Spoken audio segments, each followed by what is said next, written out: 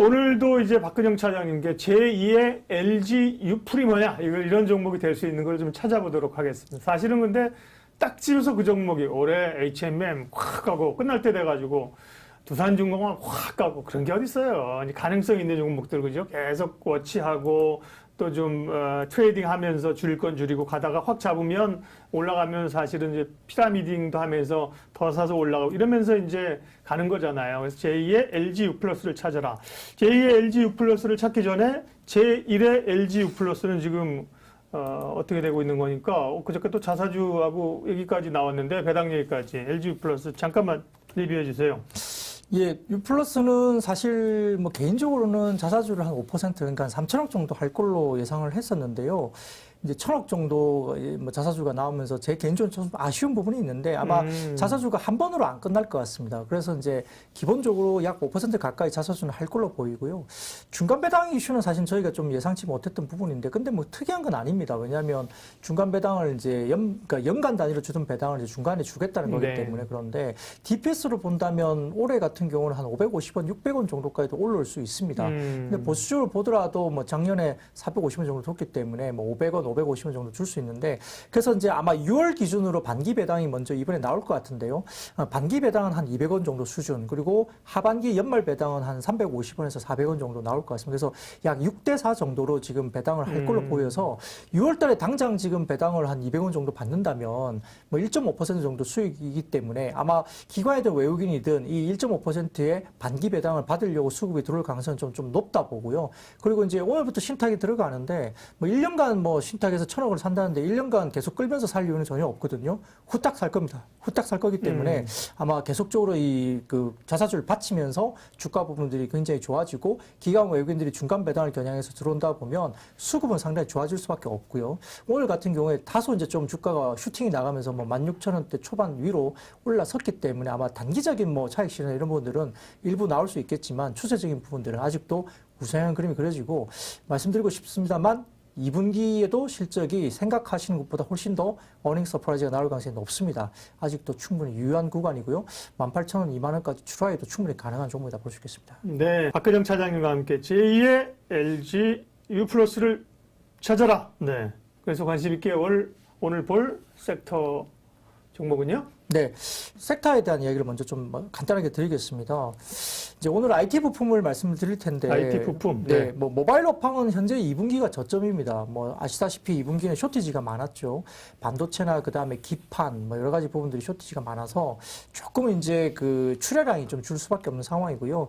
더군다나 이제 베트남이나 인도 같은 경우가 코로나 이슈 때문에 상당히 좀 어려워졌던 부분들이 지금은 다소 이제 정상화되고 있는 국면입니다. 그래서 2분기가 다소 이제 악재가 해소가 되는 부분들이 나오고 있는 상황이고 반도체 공급 부족도 이제 5월 말로 이제 어느 정도 해소가 되고 있는 부분이기 때문에 이 쇼티지 관련된 부분들은 이미 이제 극단적인 어떤 상황을 지났다 볼 수 있겠습니다.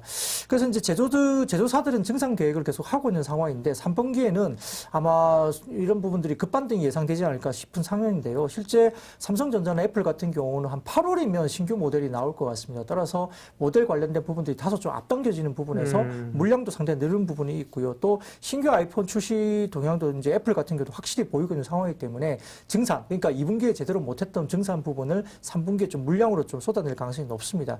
따라서 전체적인 부분에서는 현재 어떤 부분에서 2분기가 또 쇼티지 때문에 상당히 좀 힘들었잖아요. 그러다 보니까 IT 부품에 대한 가수요까지 3분기에 붙을 가능성이 있어서 생각보다 2분기보다 3분기가 굉장히 좀 강하게 달할 수 있다 볼 수 있는데 다만 그 지금 2분기 그렇다고 해서 2분기 숫자가 좋지 않느냐 또 그렇지도 않습니다. 오늘 몇 개 종목을 말씀드린 종목들은 과거에 잠깐 언급드린 종목일 수도 있겠지만 2분기 실적도 굉장히 괜찮은 종목들입니다. 그러니까 쇼티지 나서 힘들었는데 2분기가 실적 괜찮네? 근데 3분기가 너무 좋을 것 같다. 뭐 이러면 최근에 지지부진하거나 뭐 횡보를 하거나 오히려 주가가 조금 더 흘러내렸던 이런 종목들은 기회가 될 수 있고 우리가 이제 뭐 경기 민감 소비재 계속 이야기를 하는데 이 종목들 꽤 많이 올랐잖아요. 그래서 가지고 계신 분들은 좀 더 향유할 수 있는 부분이 룸이 있겠지만 신규로 들어가기엔 다소 좀 부담스러우실 겁니다. 아마 쳐다보면 이걸 내가 지금 사야 되나?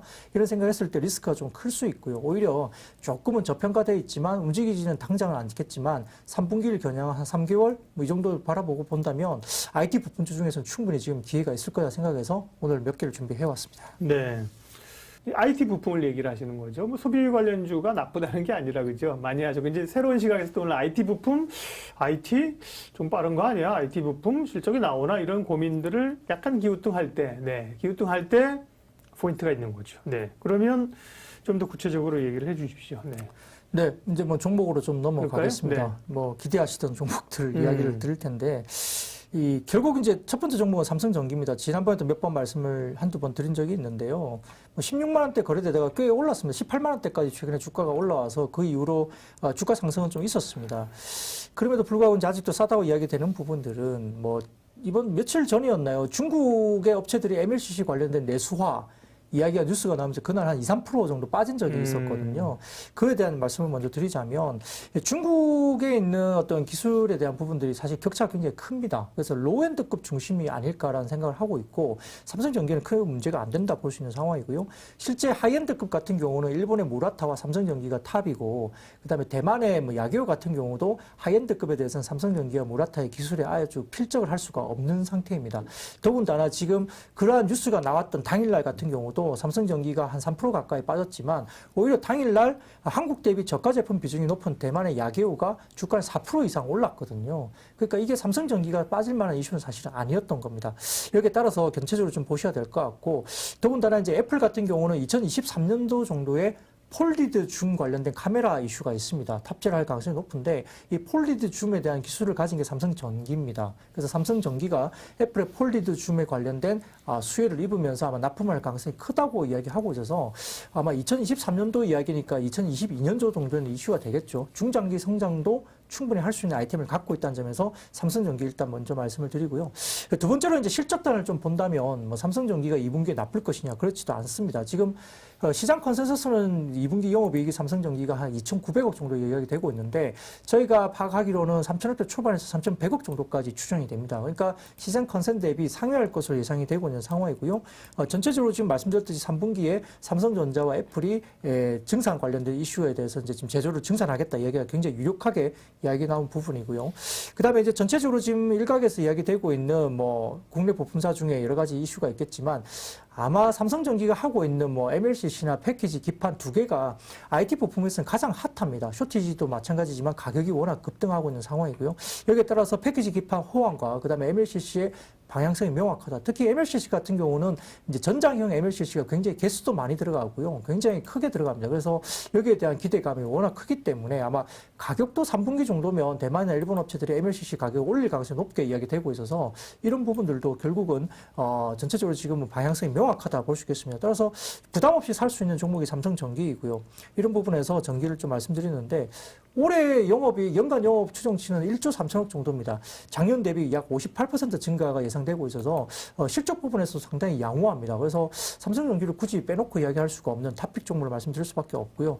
이제 패키지 기판 같은 경우도 계속 이제 캐파 증설을 한다고 하는데 왜 자꾸 쇼티지입니까?라고 물을 수 있습니다. 근데 그거는 말씀드리자면 패키지 기판 같은 경우는 이 반도체가 되게 되면 이 패키지 기판 사이즈가 커져야 됩니다. 기본적으로 사이즈가 커져야 되는 게 기본이고요. 두 번째로 이제 적층을 해야 됩니다. 그러니까 반도체에 대한 성능이 커지면 패키지 기판이 사이즈가 커지고 적층을 해야 되기 때문에 새로운 캐파 증설이 된다 하더라도 이걸 새롭게 만들어내는 개수가 상당히 딸릴 수밖에 없고요. 또 사이즈가 커지면 수요율 문제라든지 이슈가 또 있기 때문에 이런 부분에서 이 수요를 공급이 따라가지 못하는 계속적인 쇼티지가 나올 수밖에 없다는 점도 삼성전기에 유리합니다. 더군다나 2분기에 상당히 반도체라든지 기판에 대한 쇼티지가 있었기 때문에 아마 가격적으로 봤을 때는 제가 보기에는 아마 굉장히 좀 비싸게 거래가 되기 시작하면서 실질적으로 가격을 올리는 뭐 효과가 있다. 이런 부분에서는 전기가 상당히 유리한 국면이기 때문에 제 개인적으로는 통신 부품이나 전자 부품 쪽에 전방 산업에 있어서 삼성전기가 상당히 유리하고요. 스마트폰이라든지 이쪽도 상당히 유리하기 때문에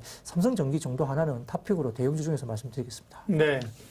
IT 부품에 대한 투자 기회, 아이디어 얘기를 말씀해 주고 계시고요. 그 가운데 삼성전기를 먼저 말씀해 주셨습니다. 일단은 뭐 실적단에서 실적이 가시화될 수 있다는 얘기이고요. 수급은 어떤가요? 삼성전기 같은 경우는 외국인들이 좀 최근에 팔았고 기관들은 사고 좀 그런 형태이군요. 네. 자, 삼성전기 맞고요. 다음 또 IT 부품 가운데 주목할 기업은? 네, 중소형주 가운데 해성DS입니다. 아니, 차량용 반도체 얘기할 때 해성 DS 많이 나왔는데. 맞습니다. 네.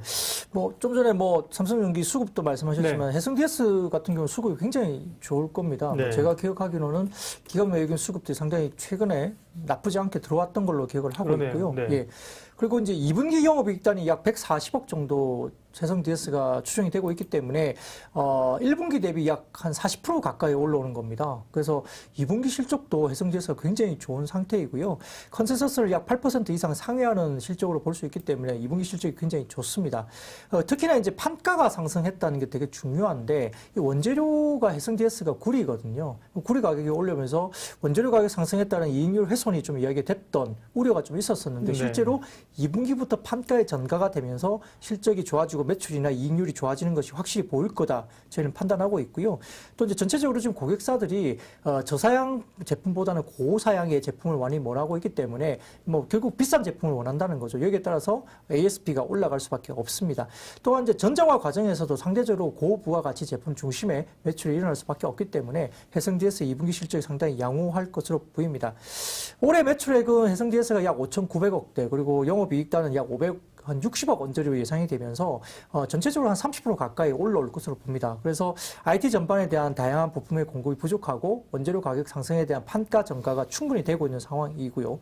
이런 부분에 대해서 아마 연간 실적 가시성도 제가 말씀드렸던 2분기 실적이 말씀드린 수준에 나온다면 아마 하반기까지 실적에 대한 가시성은 상당히 높게 확신을 줄 수 있을 걸로 봅니다. 말씀드렸듯이 이제 전장화와 전기차 비중 확대 때문에 좀 더 이제 매출 상승폭이 있다는 점은 어쩔 수 없는 국면이고 이 부분도 비중 확대에 대한 부분들이 전기차, 그다음에 전장화가 결국은 해성DS의 큰 수혜를 볼 수 있는 부분이라고 볼 수 있겠습니다. 따라서 해성DS가 최근에 수급도 그렇고요. 다소 조금 올라가다가 한 2, 3일 정도 주춤하고 있지만 충분히 뭐 2분기 정도에 충분히 사서 하반기를 노려볼 수 있는 종목이 아닌가 싶습니다. 네. 해성DS 말씀을 하셨습니다. 네. 여러분들은 채팅방에서 오늘, 학업의 뜻이 없으시네요. 지금 중요한 얘기를 우리가 지금 IT 부품주 얘기 막 하고 있는데 삼성전기는 그러면 MLCC가 어떻게 될까요? 해성DS가 결국 차량용 반도체를 만드는 회사가 아니라 차량용 반도체를 패키징하고 올리는 기판 약간 서브스트레이트 이런 걸 물어보셔야 되는데 지금 다들 고무장갑 얘기는 왜 나온 거며 장갑차는 뭐예요?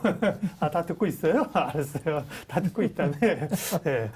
그러니까 해성DS 같은 경우는 사실은 차량용 반도체 생산하는 기업은 아니고 오히려 반도체가 원활하게 수급이 되고 제품에 들어가서 이 해성DS 제품이 같이 수요가 일어나는 그런 시너지인 거죠? 네네, 맞습니다. 근데 워낙 이제 전방 산업이 좋아지고 전장화는 어차피 방향성은 명확하지 않습니까? 거기다 전기차도 방향성이 명확하기 때문에 2분기 실적이 서프라이즈하게 나온다면 주가는 못 올랐기 때문에 순환매 차원에서는 충분히 대응 가능한 종목이 아닐까 싶습니다. 이제 오늘 이제 마지막 말씀드릴 중소형 종목은 심텍입니다. 심텍. 그 심텍은 상당히 좀 좋은 종목이죠. 그 2분기 실적 반등 사이클이 이제 진입이 되는데 아마 IT 부품사 중에서 아마 2분기 숫자로 봤을 때는 호실적이 예상되는 진짜 탑티어 중소형사가 아닐까 싶습니다. 아마 메모리 기판 재고 조정이 1분기를 끝으로 일단락됐기 때문에 2분기 영업이익은 300억 이상 지금 예상이 되고 있는 상황이고요. 4월부터 이제 업황 반등이 시작된 게 저희가 좀 확인이 된 상황입니다. 그래서 이제 MSAP 기판은 여러 가지 부분에서 매출도 늘고 있고 서버용 기판 주문도 재개가 되고 있고 또 이제 말씀드렸던 PCB-GA라든지 그다음에 PCC, SP라든지 이런 기판 관련된 공급 부족이 있고요. 말씀드렸던 이 두 가지는 삼성전기가 하는 거고 그다음에 MSAP라는 기판이 있는데 SIP라는 기판도 있고 이런 부분들이 이제 수급이 타이트해서 이게 심텍이 이제 하는 국면이죠. 따라서 이제 이런 메모리 기판 관련된 부분에 대한 빅사이클이 올해 내년까지 온다는 것이고요. 따라서 올해 같은 경우에 심텍 같은 경우는 영업이익단이 약 1,100억대 그래서 작년 대비 약 23% 증가를 할 것으로 보이고 그다음에 내년 같은 경우는 영업이익단이 1,300억대까지 올라옵니다. 그래서 전체적으로 봤을 때는 아마 올해 내년 연간 이렇게 1, 2년 사이에 빅사이클이 계속 올라온다는 점에서 상당히 주목을 해야 될 것 같고요.